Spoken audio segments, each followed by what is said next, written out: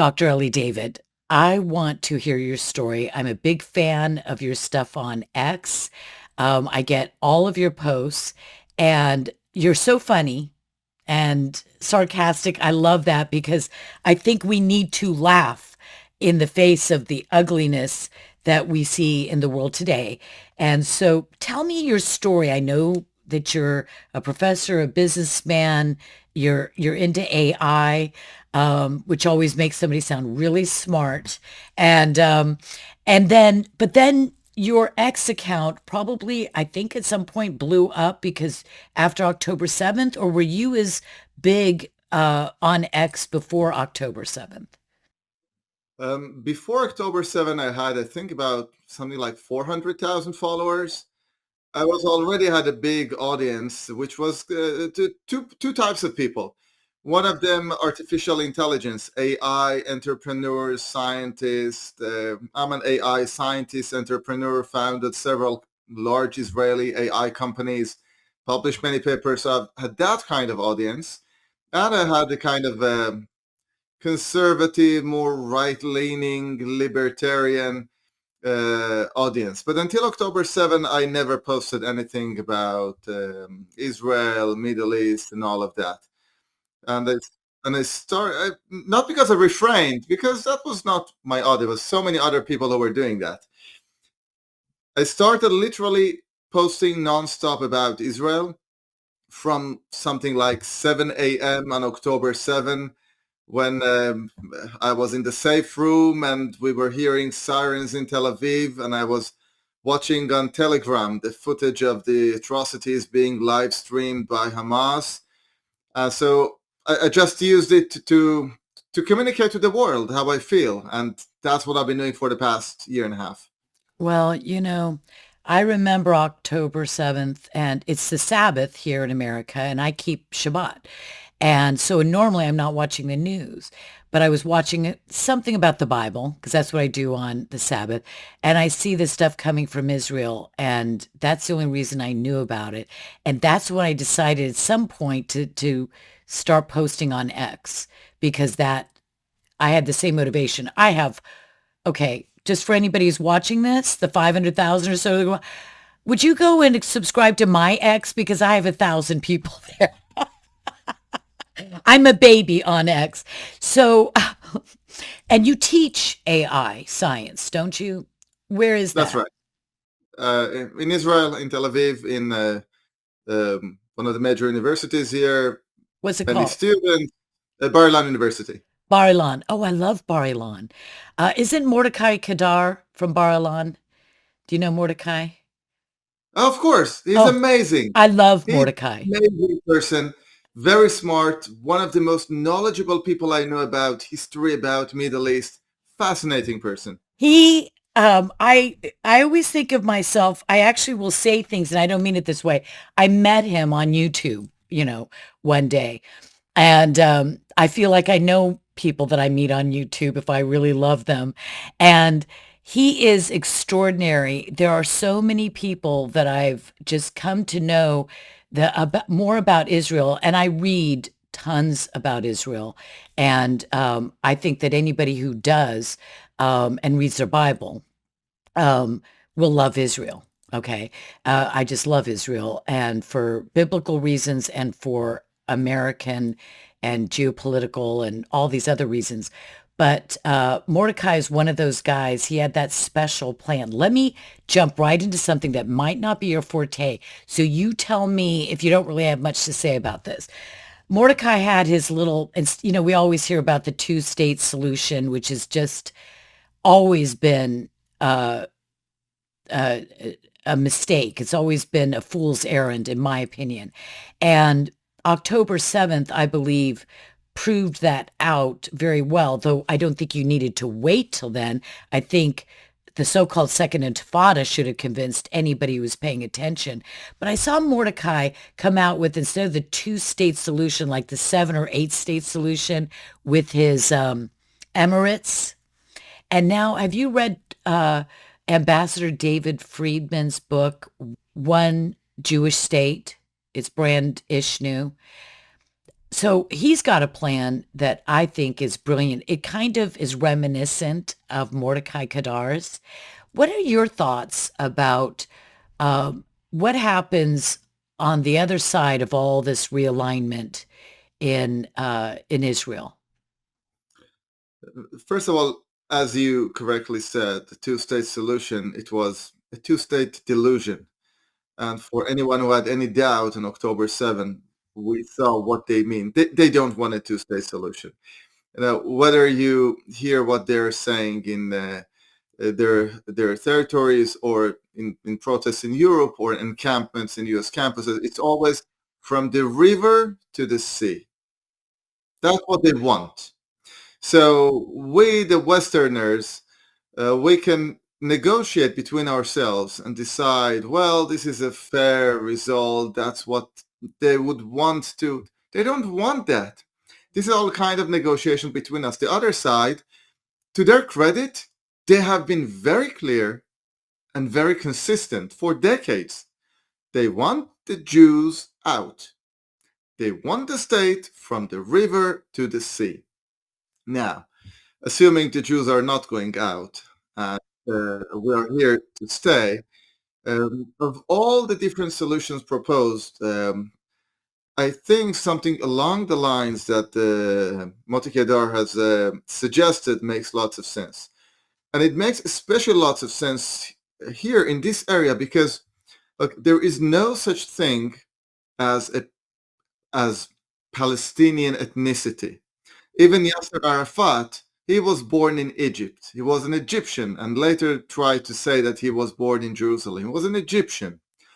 Uh, Mark Twain, when he was in Israel, in his book, he mentions that the land is almost barren and without any people here.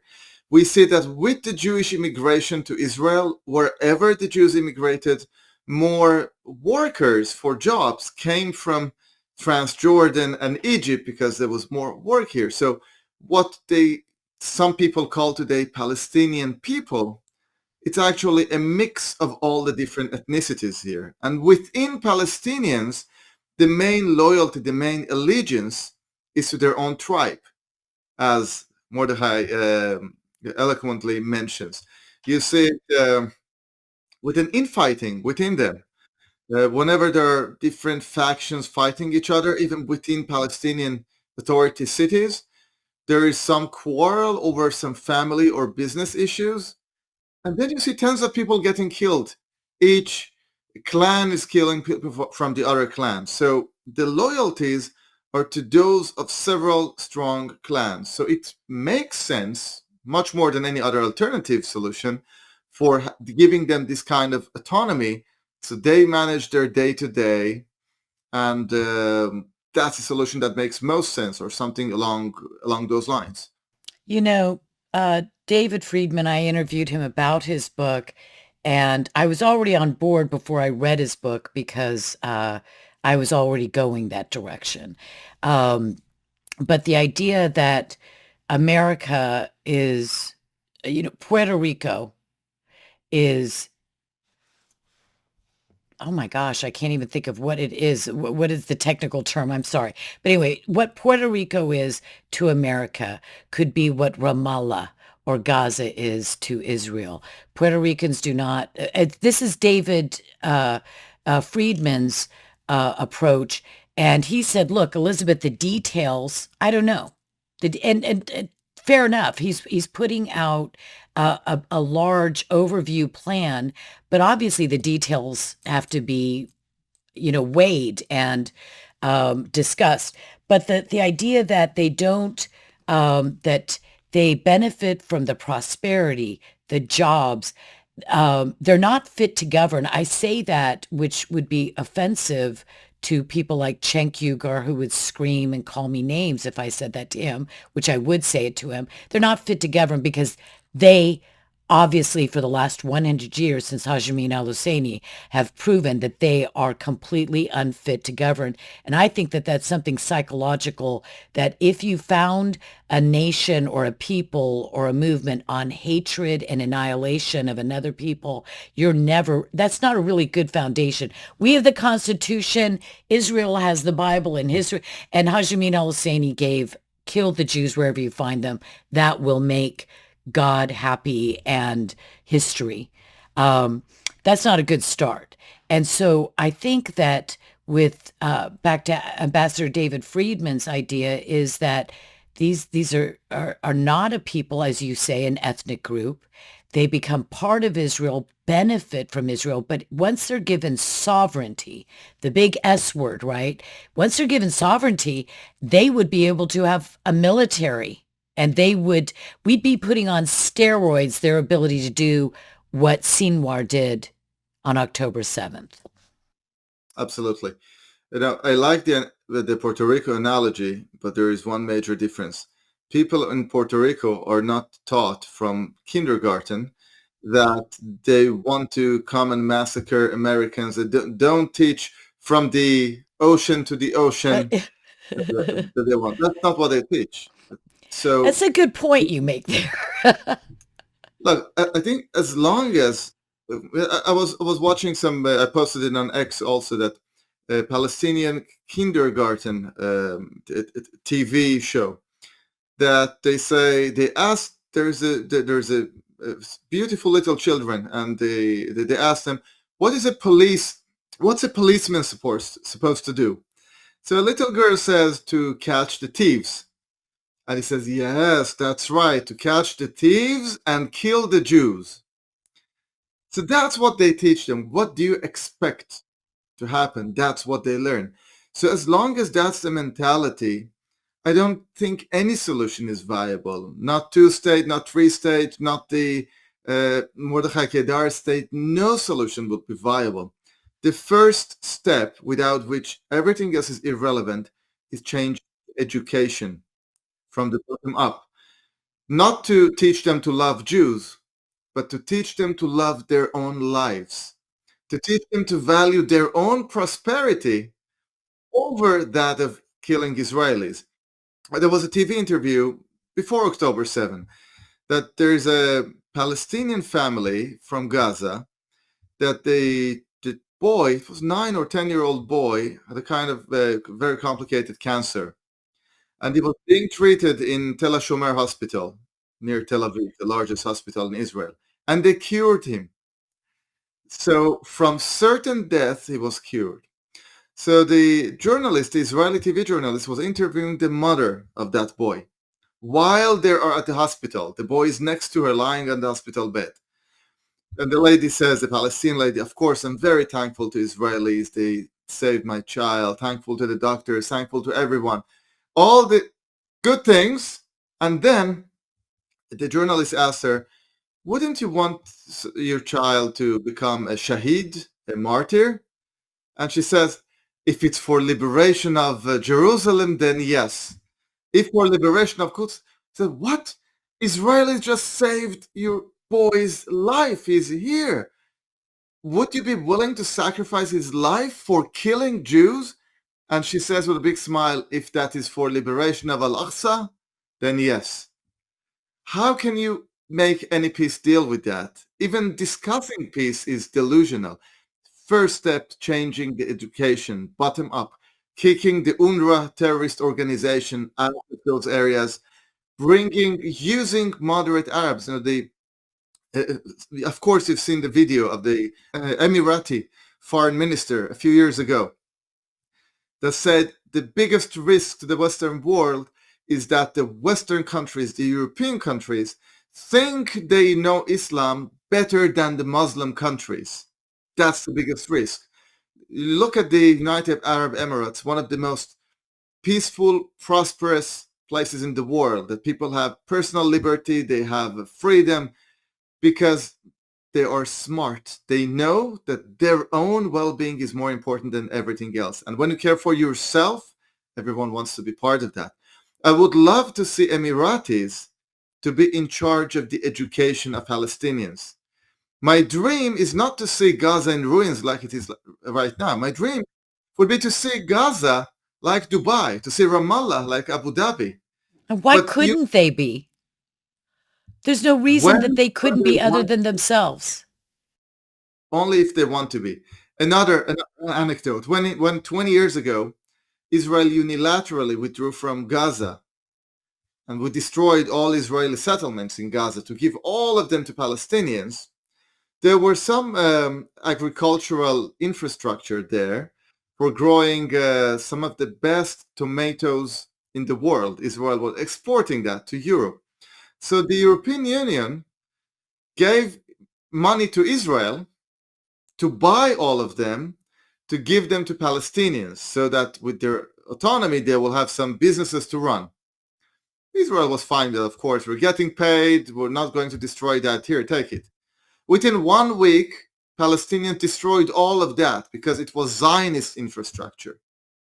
And they also wanted to use the pipes for rockets. So all of the greenhouses had extensive, sophisticated Israeli technology. 15 million came from America, from a Jewish man in America, to update everything and make it the best of the best right before the Gazans got it. And they stripped it all. It's legendary. I think Brigitte Gabriel, I heard the other day, said that Israel used to, or Israelis used to export 50 million flowers a year from Gaza. Gone. That's correct. That's You wrong. know, I think it's very interesting to take people back to the 80s. So we know to give them an understanding of what life was like for Gazans in the 80s. We know that in 1948, all of the Arab states, after the Palestinian Arabs started the war in November of 47, but in 48, when England pulled out, or the Brits pulled out, all the states came to exterminate the Jews. And then I call it the Braca or bracha. I don't know if my pronunciation would be right. Instead of the Nachba, I call it the bracha, because their goal was to exterminate all the Jews. So why would I ever use the word Nachba when they failed at that? It was a blessing for Israel and for the world. But anyway, what happened is for 19 years, Jordan was occupying Judea and Samaria, and Egypt, West Bank. Egypt was occupying Gaza. And when they again went to annihilate the Jews, now Israel reclaimed or liberated those two places. That's what I think. Now, there were Arabs living there that came from any other parts of Israel proper at that time, went to Gaza, and they're already Gazans, and Jews there. Were there Jews? I know anciently there were always Jews in Gaza, but were there Jews in 1967 already, or did they move into Gaza after that?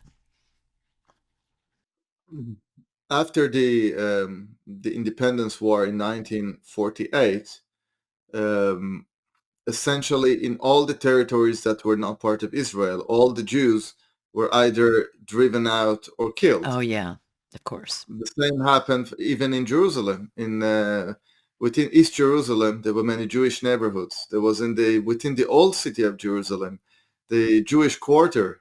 The Jordanian military essentially killed everyone they could, and the rest fled.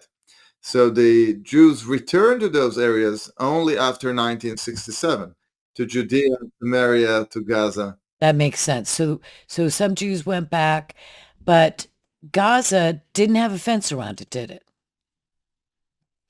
And I got to find the exact date because it escapes me. But until maybe the 80s, where they were talking, where they had the so-called First Intifada, wasn't it the fact that Gazans up to that certain point were able to drive to Tel Aviv and go to the beach there if they wanted to? Absolutely, absolutely. The Tell me the about the, that. the Palestinians lived much better, and most of Most of the older ones will admit it before the Oslo Accords. Every kind of delusional so-called solution that was forced on this region, it just created a worse problem. So until the Oslo Accords, Palestinians, they could all drive to Tel Aviv beach, and the Jews were buying there. There was lots of business. Elderly Jews, Israelis, who I know many of them personally, they said they used to go on weekends to shop in Gaza, to shop in Ramallah, and come back. There was trade. They were better off. But when they had autonomy, what did people think would happen if you take a bunch of terrorists from Tunis whose only expertise is blowing up airplanes and hijacking them, their only expertise, bring them here, shake their hands, give them a Nobel Prize, and let them run an autonomy? What do you think would happen? They will turn to Switzerland? That you will see Nobel Prize winners from there? This is what will happen, killing each other. And the only industry that is flourishing there is improvised weapons. And of course, first Yasser Arafat and then Mahmoud Abbas, they're billionaires. How did they become billionaires? Of course, thanks to European and US aid. That's what happens. And then we'll look and say, oh, the experiment failed. But I think that the to Americans, I know this. If you said to any American who real is okay, most Americans are fully supportive of Israel. Done and done. That's a fact. I don't even know anybody personally that doesn't support Israel. And I know that the polls are there.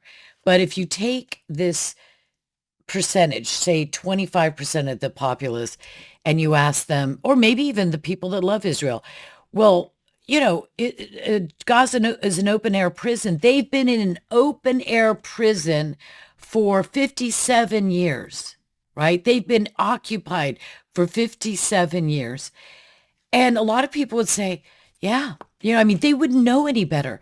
The fact that uh, uh, Mossad, Mossad, uh, I'm sorry. I'm just trying to think of the name of the gentleman who used to be working for Mossad, but he was Arab in Gaza, Mossad Youssef. Okay. Anyway, he talks about his dad, just going across the border. He talks about his grandfather telling him stories about, yes, we used to drive up and go to the beach in Tel Aviv and go to lunch and all this. That idea that was okay with Israelis. They're not racist. They don't hate Arabs. I know that to be a fact. They don't hate Arabs. And that there was that freedom and liberty. What do you think would happen if everybody in the United States or everybody really knew that that's what was the status quo before they, whatever caused that Arafat and the Oslo Accords and this feeding of the narcissism of this culture? I don't think most people are so interested in facts. Oh, I love facts. It is like throwing a dart and then drawing circles around that. Forget about what happened. Let's entertain that. Gaza is an open air prison, let's say. Who are the wardens of that prison? Gaza, Gaza doesn't have a border only with Israel. Gaza also has a long border with another Arab country. It's called Egypt. People forget. Israel has nothing to do with that. They have built a 7-layered wall. It's a very fine wall, I got to tell you. It is, if you want to build a wall, the Trump administration, this is the state of the art. There is no better wall that the money can buy. Billions of dollars, razor wires, another wall, and then multiple layers. So to make sure not a single of their Palestinian brothers Mhm. can cross into Egypt. Why is that? What do the Egyptians know about Palestinians? I can tell you, and of course the Jordanians and the Lebanese, and I've even heard Syrians or read Syrians say some things about the Palestinians in their midst. But you know, it makes me wonder because I think Egypt should have been, over the last 400 and some days, subjected to public international opprobrium and scorn. But also, I think the question of is, where did this money come from?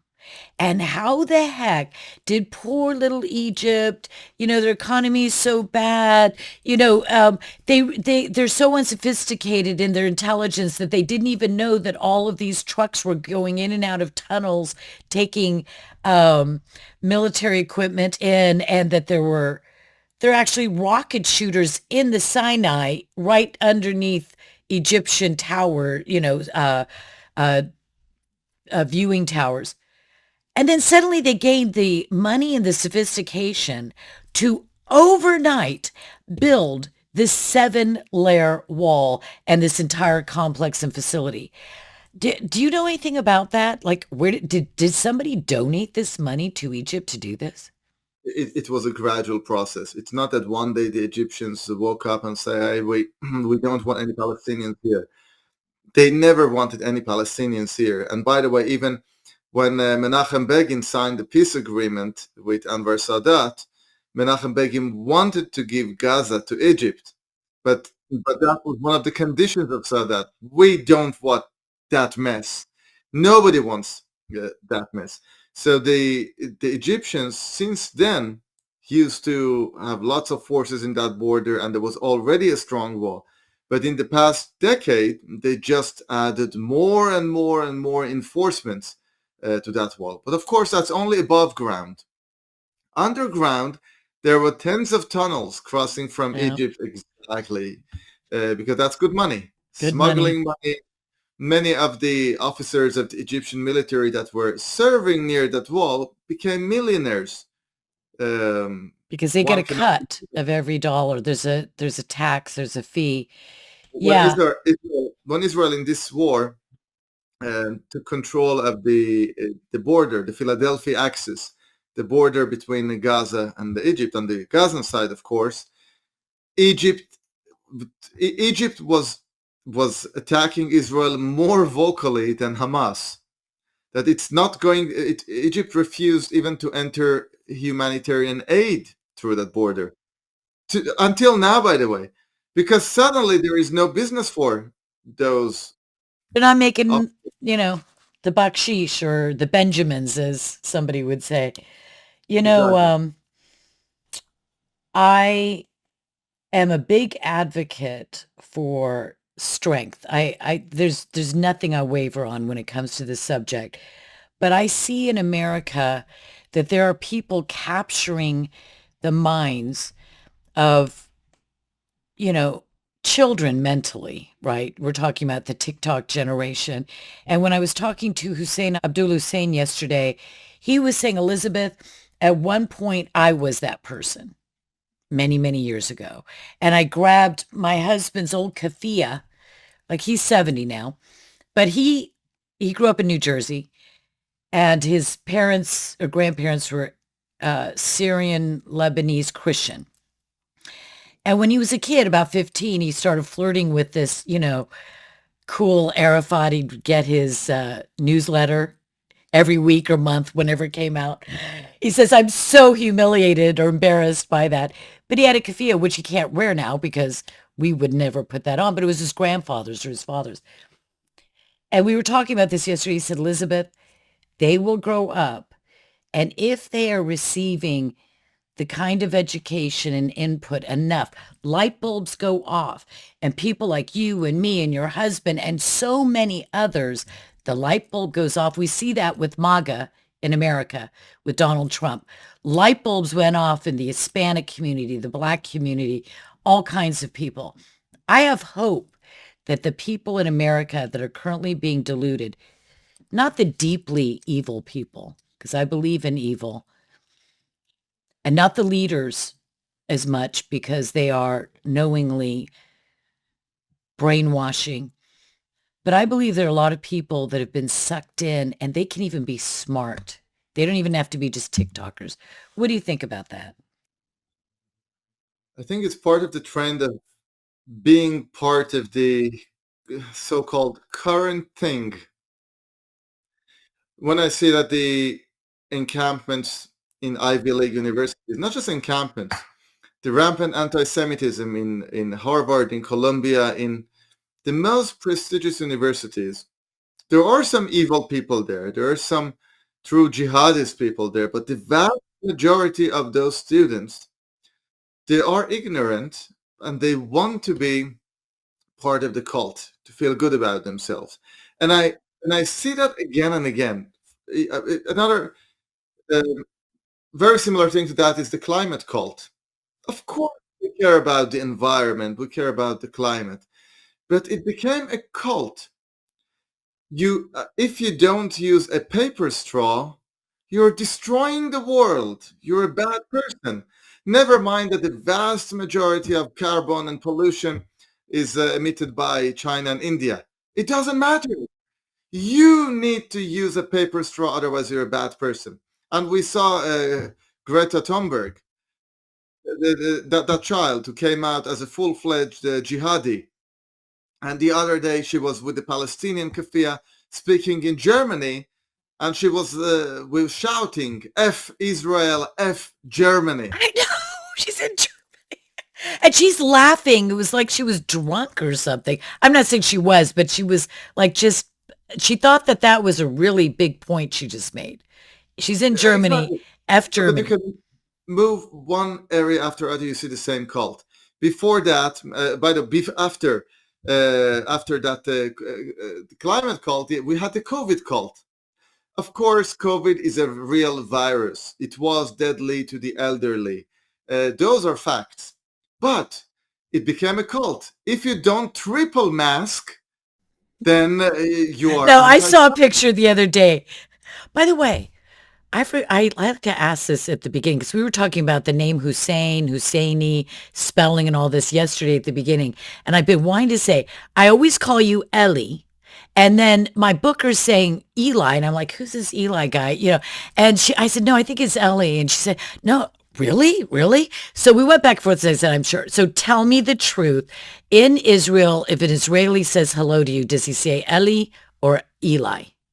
It's the same word, it's the same name. Right. In Israel, it is commonly pronounced Eli. Mm-hmm. In the US, it's commonly pronounced Eli. Right. So I'm used to Israelis calling me Eli and Americans calling me Eli. And Oh, I'm I know fine with that. it. I'm just curious because now if I were Israeli and I spoke, my favorite word in Hebrew is mishpacha. I don't know why, but I love that word. Anyway, I would love to be fluent in Hebrew.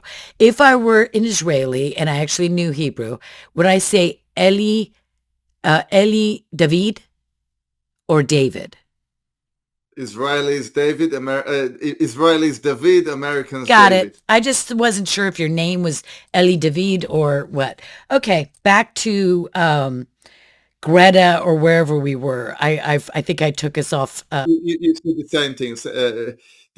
Until last year, 2023, some of the Ivy League universities has a policy that if you don't get your fifth or sixth COVID booster, you'll be kicked out of the university. Zero medical relevance, but that's now a cult. This is what I was going to tell you. I saw kids playing flute in band with the mask on, but they had cut out a hole so that because you have to play the flute, there has to be connection. And so they cut a hole and this is like real. I wore a mask a couple of times for 2 years. I'm not wearing a mask. I'm not getting a jab or anything like that. I think you're all nuts. But yeah, it's called the woke mind virus. Absolutely. And the same thing we see with the Palestine cult as well. You see those the LGBT for Palestine. If they land in Palestine, they will not go to a rooftop party. They will go to a roof throwdown party. That's what will happen to them. But it doesn't matter. It's kind of feeling good about themselves. And right now, if you are not a smart but uneducated Ivy League student, and you say let's save the climate, let's triple mask, and let's free Palestine, you feel part of a group. You get validation from the group. It's not about Israel, not about Palestine. I bet that 99% of those people who chant free Palestine cannot even locate Israel on the world map. The other day, Twitter's number one anti-Israeli, Jackson Hinkle, he was I saw a clip of him, an interview, and he said, well, maybe I go into Gaza, but Israel will not let me. Maybe I can go into Gaza via Jordan. Jordan has a border with Shut Gaza. up. Okay, you got to retweet. I mean, you got to share that with I me. posted it. I'm, I I'm posted it. telling you. I posted it. So Oh, that is the number one Israeli expert. He doesn't even know how the map you know looks what he like. does know? Because every time I follow him because I want to see, it's like I'm I'm I'm experiencing the pain just so that I could know what's going on out there. So I follow him and his stuff comes up. And it's usually always just like he'll go away, he hasn't been there for a day or two, or some huge event happens, he just comes back and says, F Israel, and that's it. It's like, okay, you're insane, but that's a keeper. That's on a video? I'll go through Jordan. That is brilliant. So, you know, I personally think that we have a long road ahead of us, but we're in a good place right now because Donald J. Trump, what did you think about Mike Huckabee being appointed ambassador to Israel? Saying that it's a dream team, it's an understatement.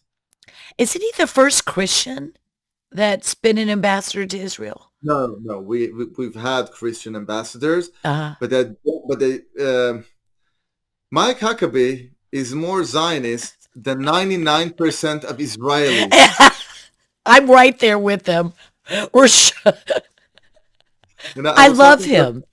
I was talking to a friend of mine as a senior figure in Israel, and I told him, finally, we have a fully Zionist government.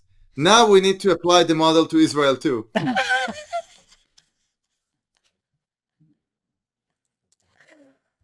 Oh, that is such a keeper. I'm clipping that and I'm going to run that every once in a while on my X account at W&D. You know, it's so true. I would like to have you back on because I know we won't end up having time for this, but I'd like to talk about the left in Israel in a future. If I go there, we'll never get out. But the hatred of Netanyahu, the leftists, I think the cause for October 7th, I'm throwing it out. If you have something really smart to say about this, though, interrupt me. I think that what I had is some intel from inside. Um, well, they don't have a White House, so it's like usually you say inside the White House or the Oval, but inside whatever. Israel that okay, we're going to just go here. Tell me if you know anything about this. I was told that when these reports were coming out, usually X posts where or stories that Mossad that Netanyahu knew about this, but I did a lot of research on it, but what my intel said was that the Mossad, the top of the Mossad is leftist, the top of Shin Bet is leftist, and much of it's like the Ivy League of the IDF intelligence is liberal or leftist. And so whether it was at any part just saving their skin or being delusional because they've got the woke mind virus Israel style or something worse and more nefarious that that that there were that Netanyahu, and I'm not trying to decide who gets blamed or not gets blamed necessarily, but that Netanyahu wasn't even given the information on what was happening in Gaza, even on the day of October 7th, until much later then. He should have been notified in the morning. Do you have any intel on that? Anything good? I know what's publicly available, but what's publicly available is quite clear. I don't believe in any of those conspiracy theories. As Mark Twain said, never attribute to malice what can adequately be explained by incompetence. And October 7th was the shameful incompetence day of the entire Israeli military and intelligence establishment. Uh, there is some criticism of our Prime Minister Netanyahu. It is due. one may legitimately criticize him for allowing Hamas to strengthen through the whole decade, for allowing Qatari money to go there and buy time and buy peace. Those criticisms are valid. But October 7 was purely intelligence and military failure. You don't expect the prime minister to have some kind of fortune-telling capabilities when the very strong Israeli intelligence services have no indication. Now, within the few hours in the morning when the attack started, the Israeli military was almost not there. The reaction was so slow, it was so confused. In retrospect, we know that sometimes the information came with hours late. It was a colossal failure. And the most outrageous thing about that is that those people who are responsible for that failure, the head of the intelligence service, the chief of staff, those were the people responsible for the failure of October 7. They are still in their positions and they are promoting people that they like to keep positions. Now, the other side, if you ask somebody from the left here, they would say, well, they need to go, but the prime minister needs also to go. That's a valid statement. However, chief of staff, he reports to the defense minister. The head of security services reports to prime minister. Prime minister reports to the people, to the Knesset, to the parliament, the will of the people. And there is a trend in Israel amongst the self-proclaimed intellectual left that they know what's good for the country despite what the majority want. You see that, for example, right now in the judicial reform. Israel is the only Western country that the Supreme Court judges are part of the panel that nominates and votes for Supreme Court judges. You look in the US, the entire process is decided by the people. The people, and only the people in the US, they vote and they elect the congressmen, the senators, the president. The president can nominate whomever he wants without a panel, without any expert woke input. He nominates for Supreme Court. Then there is a public hearing, Senate public hearing, and there is Senate. Yes. In Israel last week, the Israeli justice minister, who is attacked as an anti-democrat person, he asked that the panel that's electing the judges, in which the representatives of the people are the minority, the judges and the lawyers are the majority, he just asked to at least broadcast it to people. It was rejected, of course. Not only the Israeli population is not part of that process, we don't even get the right to watch that process and who gets elected. And if you say what I just said, you're considered an anti-democratic person. You know, what I tell to people in discussions, that the only three words in the American Constitution, by the way, one of the best documents in the history of humanity, the only three words that are written with an outrageously large font in the beginning are "We the people." Everything else comes at a small font. All the rest of the Constitution. Exactly. It's all about we the people. And unfortunately, in many Western countries, such as Israel, the people are considered, oh, people are too uneducated. They're right wing. Yesterday, one of the intellectuals in Israel was having an interview with one of the prominent journalists, and that self-proclaimed intellectual was saying, even when Bibi will go, we will still be left with the supporters of Bibi. So we not solve anything. So that's the problem. Exactly. I can go in length and criticize Prime Minister Netanyahu for many things, but saying that the person that was elected by the majority of people in Israel is not legitimate, that is the most anti-democratic thing one may say. Oh, Ellie, that is so true. And what I see is Pierce Morgan, which I watch him a lot of just to see what evil people are saying on his show and seeing if the You're other. good you're good at inviting all the evil people. But Pierce, I really think is sincere and he's doing his best. But one, he doesn't study the subject. He's not reading books in history or thing. He's really taking the sound bites from his producers. And so he got his impression and that's it. But he has probably said 200 times in the last 400 some days. Well, Netanyahu, of course, has to go. And maybe Mahmoud Abbas or Sinwar, whatever, whoever was, but always, well, of course, Netanyahu has to go. And I think, of course, you know, I may want Keir Starmer out on his butt in the UK really bad. Okay. And Angela Merkel reminds me of somebody I wanted out really, really bad. But the point is, for an American to say, he's got to go and repeat it as if he has the legitimate authority or the West has the legitimate authority or America in particular to just say, you've got to get rid of your prime minister. That is an audacious thing. But I have found that with Netanyahu, the Supreme Court and these so-called scandals, and I've watched Carolyn Glick go through the scandals and dismantle.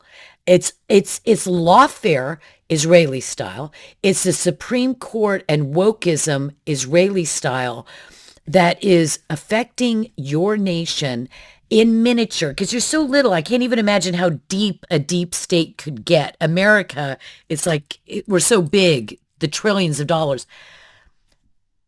But I didn't really realize that until this last year that you all have a deep state, a woke deep state, and all that. So tell me a little bit about your thoughts on that. Am I way off? You're not way up. We have our own flavor of woke in Israel. It is also aggressive kind of woke, certain that what they think is correct and any other thought is not legitimate. And when you speak to people from the right versus left in Israel, there's one major distinction that you will notice. People from the right, I'm one of them, will say, these are my opinions. I feel strongly about them. But if you are from the left and you think otherwise, your opinion is legitimate. I disagree with you, but your opinion is legitimate. When you speak to a person from the left, it will say, these are my opinions. I feel strongly about them. And these are the only legitimate opinions. Those on the right who disagree, they're anti-democratic. They want to destroy Israel. They want to turn us into a dictatorship. So they're sure whatever they think, that's the only true thing. By the way, you saw it in the US before the elections that Trump was compared to Hitler. But Hitler with the Jewish daughter and a son-in-law, that was one hell of a Hitler. That was crazy. And you see intellectuals, the major professors, I knew some of them personally, some of the brightest minds in the world. If Trump wins, America will turn into Nazi Germany. And they believe what they're saying. That's so weird. It's creepy. But even for that, I used to be pro-abortion when I was a kid because I didn't know better. Now I'm not because I know it's a baby. I really didn't know. They used to say it's a glob of fetal tissue. It's a product of conception. It's a blood clot. And then I met an abortionist with industrial grade garbage disposals that they used to dispose of hundreds of babies' bodies. And she used to be an abortionist. And she says, Elizabeth, this is so many years ago, 30 years ago. Uh, they are babies. I mean, she made a fortune doing that.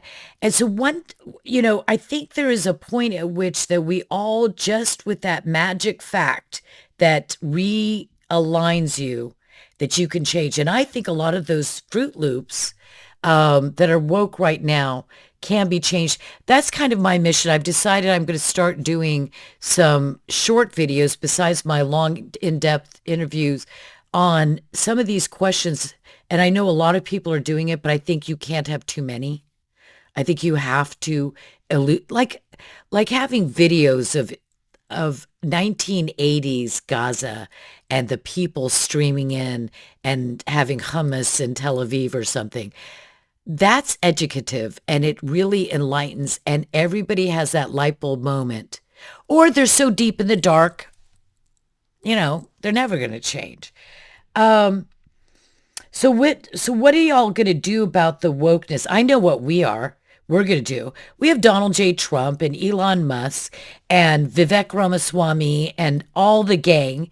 I feel like I'm just in a club. We're having so much fun. We're so happy. Israel's the happiest nation or one of the top happiest nations.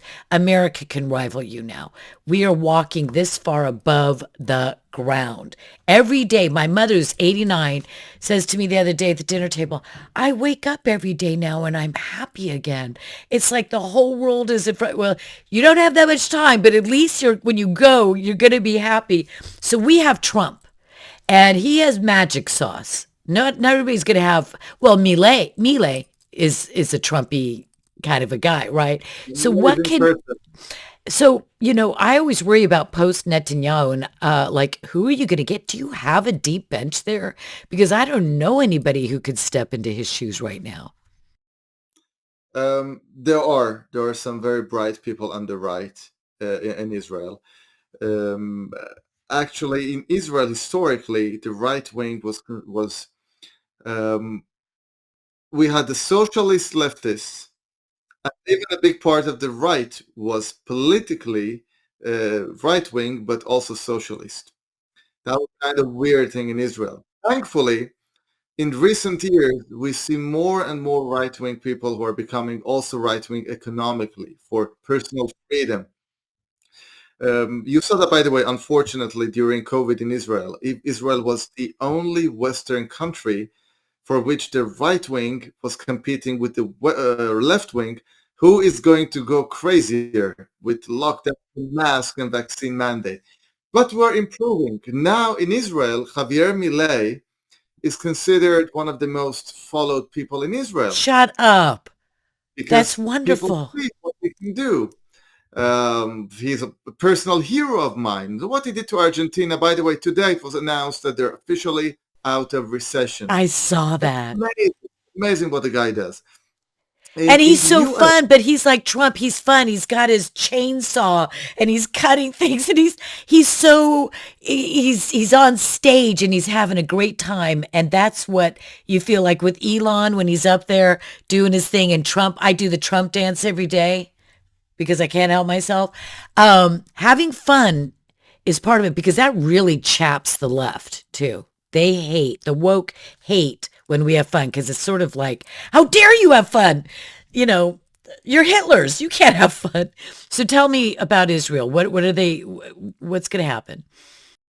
in the U.S., for many years, it was considered the entire scientific and technological and entrepreneurship community was left Democrats. Of course, there were many right-wing people, but they were afraid to say that. The great thing that happened is that so many brilliant people in the US, well respected, of course, Elon Musk, uh, I believe by acquiring X, Elon did more for humanity than what he did in Tesla and SpaceX combined. He saved humanity. But you see people like Elon Musk, Peter Thiel, Joe Lonsdale, Vivek Ramaswamy, David Sachs, all of these successful, accomplished entrepreneurs, they're suddenly coming out as right-wing people, as MAGAs. And the more they do that, they give more legitimacy to other people to come out. Now, in Israel, we are the startup nation, as you know. We have we are the second country in the world by number of tech startup companies, not per capita, but by absolute numbers after the US. So you would expect, and many people in Israel expect, that all this ecosystem, the entrepreneurs, the VCs, the scientists, they're all left wing because These are smart, and smart people are supposed to be woke and left wing. Now, I speak to many such people, and many of them, and because I'm out there on my X and everyone knows my opinions, they all feel free to speak to me. So many of these people, at least half of them, they are right wing, completely right wing, but none of them dare say that publicly because they will get cancelled. Many people try to cancel me. Now they've given up, so nobody's trying anymore. They try to cancel them, to revenge, to try to destroy their lives. But the more people, and I try to encourage people with well-known people to come out and speak up their opinions, then it will be gradually allow more and more people to speak freely. And then in Israel, it will get to where you are in the US, that you can see right-wing people to speak freely. As Jordan Peterson said, uh, it is risky to speak up. It is dangerous to speak up, but it is much more dangerous not to do so. It's deadly because when you don't speak up, at some point, the left is always as loud as possible. They have to be. They're obnoxious anyway, and and since they're really the minority, they have to yell louder. But then when we do not speak up forcefully, like I'm done with mincing words on anything. Not that I've ever been much of a mincer, but if I find that I should say something stronger, like there is no such thing as the West Bank. I've always said this, but it's Judea and Samaria, and this is Israel and blah blah blah. Like, do you know Eugene Kontorovich? I love Eugene Kontorovich. He changed my world when I saw this long legal uh, speech on YouTube. It was from years ago, and I said, "You just like made my wildest dreams come true because this legal theory of uti possidetis juris is like there's violins and angels singing in my soundtrack of my life." Anyway, I love him. You got to stand for the actual truth because when you tiptoe around it, like the uniparty right, I mean, the Republicans that are afraid to really say anything or anybody, then you're perpetuating the evil, even when you're not seeing anything evil and you perpetuate it by leaving that void there, by allowing people to interpret you. Do you think Israel knows how to talk to the West, um, in the sense of why is it these weeping Palestinians who create these ridiculous videos that are obviously manufactured, Pallywood type stuff. I mean, it's so bad. And you're afraid to even say anything because if you do, then it looks like you're for beheading, slaughtered babies. You're not. They're fake. And and what I see is that they use emotion and lies, just lie upon lie upon lie. And did you see the guy on Pierce Morgan who is the not ambassador, but like the minister to the UK from the Palestinian Authority? What's his? I don't know his name. He's not an ambassador because right, he's not an ambassador, but he's some kind of minister. And Pierce let him go on 30 minutes giving the most fantastic story of heart and woe. And he's just this incredibly compassionate and reasonable man. How could they do this? Kind of this performative thing. And Pierce just ate it up. He ate it up. And I thought, Israelis, you're not that way. You've kind of got a Western flair to you. I don't really know, but I mean, like when Israelis, I've seen the old Prime Minister Olmert, the other Olmert, no, Ehud Olmert, yeah. And he's like on its debate and he's screaming and he sounds like this, really, he's not a great look for Israel. What about Israel's PR could be improved and who's really capable of doing that? Um, in the current war, we saw the vast majority of more effective PR was actually done by private citizens and not by the government. Many people criticize the government for that. Actually, I'm not one of them criticizing because I think the mass media has changed.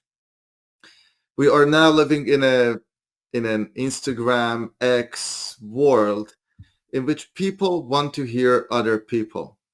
For the same reason that people resonate with Trump or Millet having fun with them as person to person, nobody wants to hear the politically correct, minced words of the government. Now, why am I somebody who has absolutely no prior experience in PR, certainly not for PR for a country? Why am I having a bigger impact than some officials? Because I can speak the language of people in such a way that is unbecoming of a government official. I can laugh and mock and be cynical, something that government cannot do. Trump could And this do is it, the but Trump I can get your do that. point. Yeah. By the way, you look at some of the interviews of Javier Milei, that's exactly what he does. He calls them in an interview before the election. He says, I will not give a millimeter to those leftards.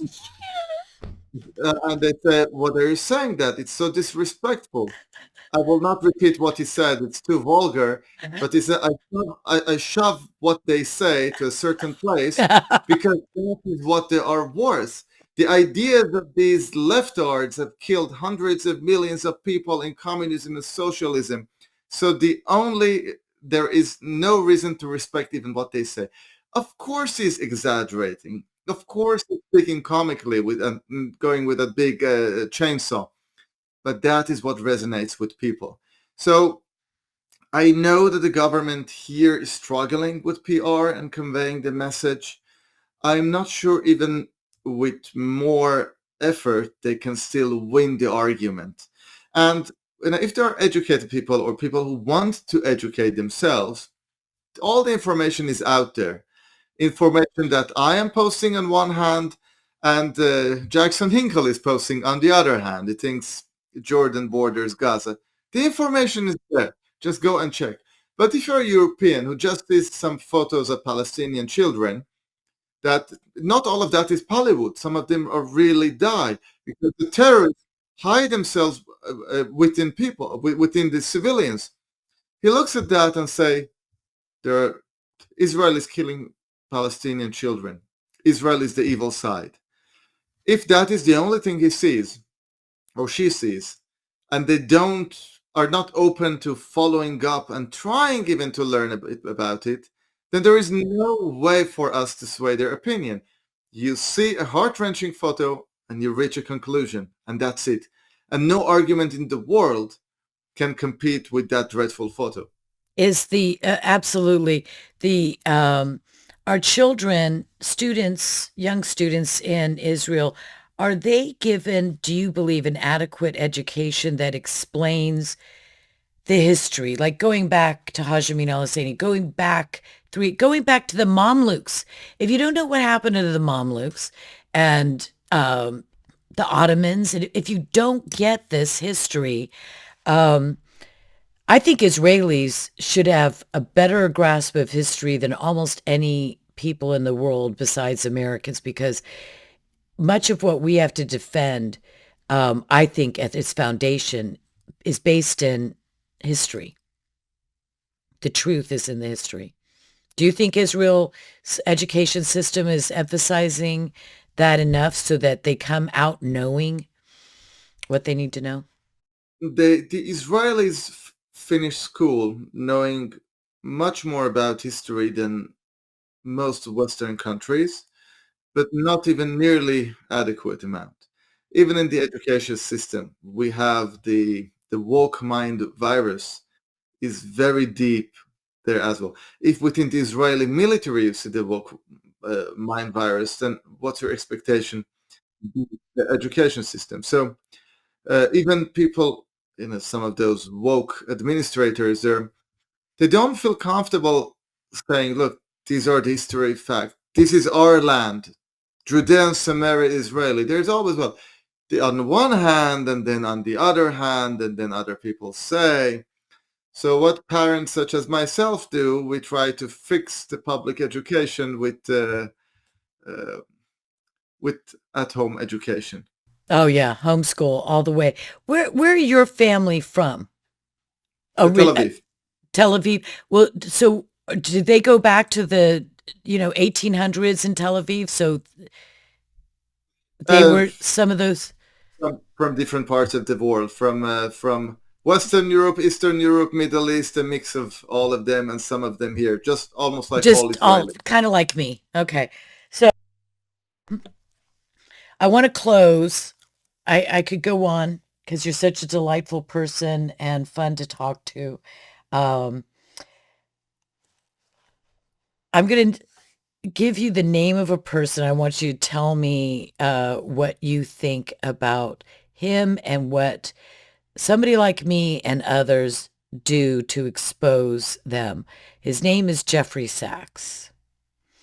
And I've despised what comes out of his mouth for years. But then it was only today when I went to X and I got a little breadcrumb because I've thought I need to go and see what his background is before. But we only have so much time to know about 700,000 things, right?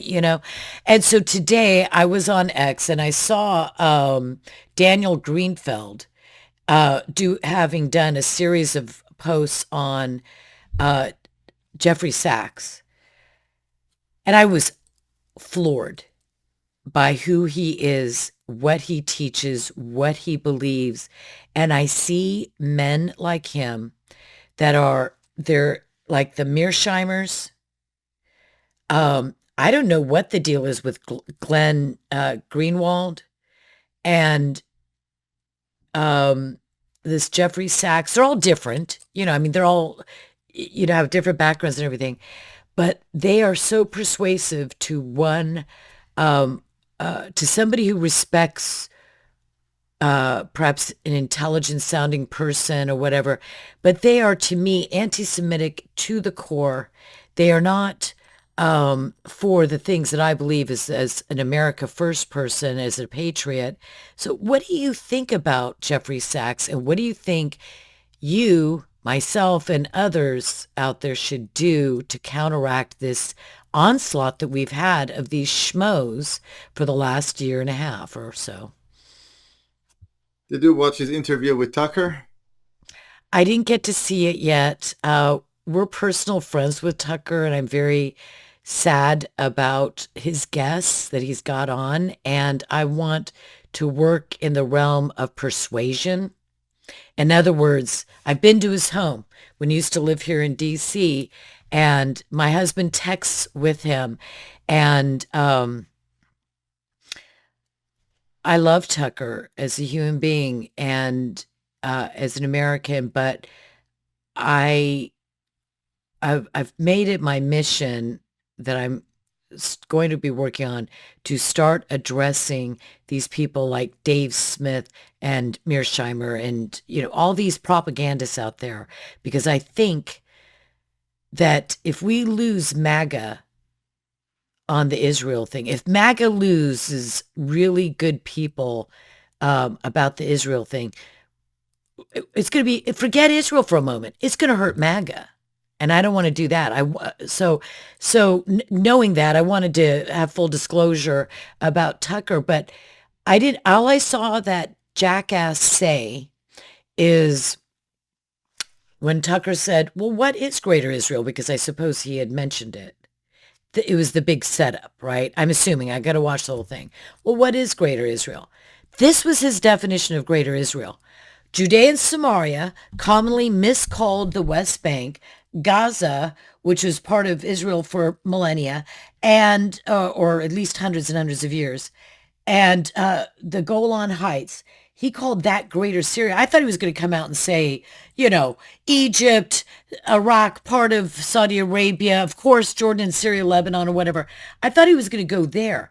But when he thinks Greater Israel, an abomination of an idea that Greater Israel is just having Judea and Samaria and possibly Gaza with the Golan. If that's Judea, I mean, if that's greater Israel, then I'm a man. Okay. I mean, so what did You you can see? always identify. I identify as a man. But I mean, that's nuts because that is Israel, Judea and Samaria. End of story. Absolutely. Look, and the sentence right after that, he said, Israel has already killed 100,000 Palestinians in Gaza. Watch the clip with Tucker, just a sentence after that, greater Israel. The thing is that Hamas Ministry of Health, Hamas essentially, which exaggerates by multiple folds the number of casualties, is claiming that Israel has killed 45,000. The true number is somewhere around less than 20,000. But Hamas says 45,000, and this Soros-backed expert says 100,000. Did he get That's that from crazy. Lancet? Did he say? I saw somebody the other day talking about the Lancet editorial. Yes. Well, it was in the Lancet. It was somebody on Pierce, some idiot Islamist on Pierce saying, "Hey, it's Lancet, a prestigious, medical magazine." So what do we do about that guy? Just laugh at Uh, them or do we engage? I want to engage. I want to go to uh, war. I wasn't that worried about that guy because he is a known crazy guy, Soros-backed, as anti-America, anti-West as you can get, and many of those crazy people. Yes, but what was just mind-boggling to me was seeing Tucker, which I used to immensely respect, hosting, and it is not just this guy, again and again and again, this kind of people with the spreading blood libels, they go on Tucker, and Tucker is an immensely respected person with a large audience. And when the first time it happened, I know I don't know Tucker personally, but I know many good friends that are friends with Tucker said, no, that was a mistake. It didn't mean that. But then it happens again and again and again. After 10 times that it happened, you can no longer say it's a mistake. It is a routine. It is some agenda. And that troubles me, that people who are intelligent people, they're articulate people, I know that Tucker can research this if he wants to. So why does he invite these kind of clowns to his show? Yeah. Yeah, that's a big question. I've only seen three. I saw the Bethlehem Christian guy who is an abomination. That was his first one that I ever saw. And I watched that thing three times because I wanted to just rip it apart. And then I saw the guy that was supposedly the historian who's never written a book and has no degree in history. And he was trash talking Winston Churchill. Yeah, Hitler And was the good guy. the good guy, and he's a psychotic. So I've seen those three going up, and I wanted to deal with it, but I thought I would just get your. See, I think that I didn't even really have hope for Candace Owens, but I think that there are many, many people that are right and smart on many, many things. And in their heart, they're right on so many things. And somehow there's this turn. And I don't know what the cause is, but I want to find out. And I want to try to address it because I don't want to just give it up because it's really easy for somebody to say, oh, so-and-so's anti-Semitic. Somebody just hates Jews. But, I want to be one of those people that tries to save some out of the fire. Well, that's a Christian kind of thing to say. It's out of the fire. Okay, this has been terrific, Ellie. I've really enjoyed it. And so, is there anything you want to close with, and some wisdom bomb or snarky, funny comment you want to close with? Post more on X. That's where everything happens. I love that. That like my philosophy now. What are you? Well, I'm a Christian, but post more on X. That's